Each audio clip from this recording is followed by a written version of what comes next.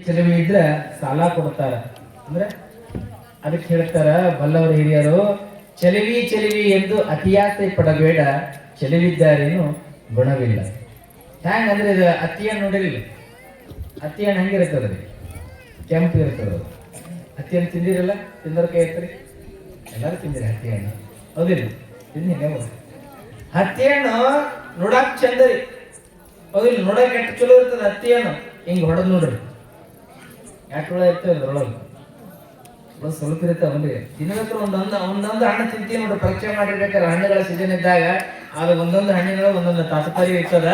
ಆ ಹತ್ತಿ ಹಣ್ಣನ್ನ ಹಿಂಗ ಹೊಡೆದು ನೋಡ್ಬೇಕ್ರಿ, ಹುಳು ಇರುತ್ತಾವ. ಆದ್ರೆ ಇಲ್ಲಿ ನೇರಳೆ ಹಣ್ಣು ನಾವು ತಿಂತೀವಿ. ನೇರಳೆ ಹಣ್ಣು ಹೆಂಗ್ರಿ? ಕಪ್ಪು ಬಾಳ. ನೇರಳೆ ಹಣ್ಣು ಕಪ್ಪು ಬಾಳ, ತಿಂದು ನೋಡಿದ್ರೆ ರುಚಿ ಬಾಳ. ನೇರಳೆ ಹಣ್ಣು ಕಪ್ಪರ ಅಂತ ತಿಳ್ಕೊಂಡು ನಾವೇನ್ ಮಾಡ್ತೀವಿ? ಕಪ್ಪರ ಅಂತೀವಿ. ಆದ್ರೆ ಇಷ್ಟು ರುಚಿ ಇರ್ತದ, ಸವಿ ಇರ್ತದೆ, ಯಾವುದು ಪರೀಕ್ಷೆ ಮಾಡೋದು ಬೇಕಾಗಿಲ್ಲ. ಆದ್ರೆ ಹಣ್ಣುಗಳನ್ನ ಪರೀಕ್ಷೆಯನ್ನ ಮಾಡ್ತೀವಿ ನಾವು. ನಾವು ಜೀವನ ಸಂಗಾತಿ ಆಗುವಂತ ಸಂದರ್ಭದಲ್ಲಿ, ನಮ್ಮ ಜೀವನಕ್ಕ ಗಂಡನನ್ನ ಮಾಡಿಕೊಳ್ಳುವಂತ ಸಂದರ್ಭದಲ್ಲಿ ಎಲ್ಲವನ್ನ ಪರೀಕ್ಷೆ ಮಾಡ್ಕೊಂಡು ಪರೀಕ್ಷೆ ಮಾಡಿ ಮನೆ ತಗೊಂಡ್ಬರ್ತೀವಿ. ಒಂದ್ ಶರ್ಟ್ ತಗೋಬೇಕಾದ್ರೆ ಪರೀಕ್ಷೆ ಮಾಡ್ತೀವಿ 3 ತಾಸು ನಾವು, ಹೌದಿಲ್ರಿ? ಜೀವನಕ್ಕೆ ಗಂಡನ ಪಡಿಬೇಕಾದ್ರೆ ಪರೀಕ್ಷೆ ಮಾಡ್ಬೇಕಲ್ಲ, ಜೀವನಕ್ಕೆ ಹೆಂಡತಿ ಪಡಿಬೇಕಾದ್ರೆ ಪರೀಕ್ಷೆ ಮಾಡ್ಬೇಕಲ್ಲ. ಚಲೋ ಕಂಡು ಬಿಟ್ರೆ ಸಾಕು, ದುಡಿತಾನೆ ಬಿಡ್ತಾನೆ, ಯಾರಿಗೂ ಕೇಳೋದಿಲ್ಲ. ಚಲೋ ಕ್ಯಾಂಪ್ ನೋಡು, ಭಾಳ ಚಲೋ ಮಾಡ್ಕೊಂಡು ಯಾವ 10 ರೂಪಾಯಿ ದುಡ್ಡಿಲ್ಲ ಅಂದ್ರೆ ಏನ್ ಮಾಡ್ತೀವಿ? ತಂದಾಕೋದು ಬೇಕಲ್ರಿ.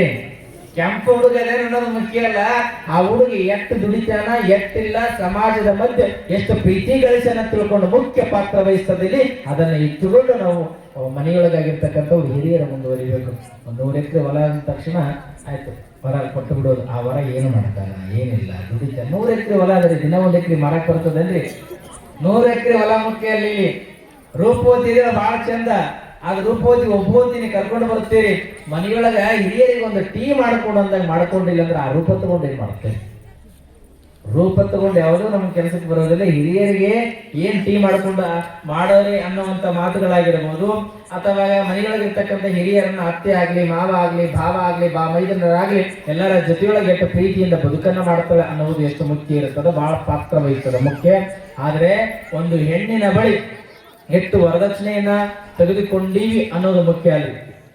ಯಾವ ಹುಡುಗರಿಗೆ ಇವ್ರಿಗೆ ಹೇಳ್ಬಿಡ್ತೇನೆ, ಯಾರು ಕನ್ಯಾ ಚಲೋ ಇಲ್ಲ ತಿಳ್ಕೊಂಡು ಮದುವೆ ಮಾಡಿಕೊಳ್ಳುವಂತ ಸಂದರ್ಭದಲ್ಲಿ ಯಾವ ಹೆಣ್ಣಿನ ಮನೆಯವರೆಗೆ ವರದಕ್ಷಿಣೆಯನ್ನು ಕೇಳಿ ಪಡಿತೀರಿ ನೋಡ್ರಿ. ರೆಪ್ಯುಟೇಷನ್ ಪ್ರಶ್ನೆ, ನಮ್ಮ ಸ್ಟೇಟಸ್ ಪ್ರಶ್ನೆ ತಿಳ್ಕೊಂಡು ವರದಕ್ಷಿಣೆ ಒಂದು 5 ಲಕ್ಷ ಕೊಡ್ರಿ, 10 ಲಕ್ಷ ಕೊಡ್ರಿ ಅಂತ ಕೇಳ್ತೀರಲ್ಲ, ಅವ್ರು ನಿಜವಾದ ಭಿಕ್ಷುಕರು ನೋಡ್ರಿ. ಅವ್ರು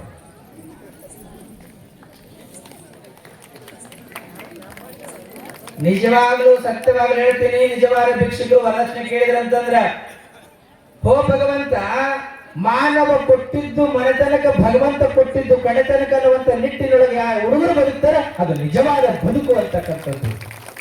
ವರದಕ್ಷಿಣೆ ಅಂದ್ರೆ ಯಾವ್ದ್ರಿ? ವರದಕ್ಷಿಣೆ ಅರ್ಥ ಮೊದಲು ತಿಳ್ಕೊಬೇಕು ನಾವೆಲ್ಲ. ವರದಕ್ಷಿಣೆ ಅಂದ್ರೆ ಏನು?